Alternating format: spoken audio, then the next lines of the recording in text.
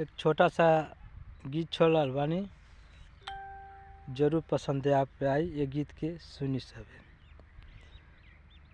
एक ओर टूटा चूटा ता एक ओर नाता, केहू क उजड़ता घरवा, केहू क उजड़ता घरवा, घुघुटा उठा के हंस पियावा, घुघुटा उठा के हंसे पियावा, टोलिया उठा के रोवे आरवा, घुघुटा उठा के हंस पियावा, डोलिया उठा के रोवे आरवा।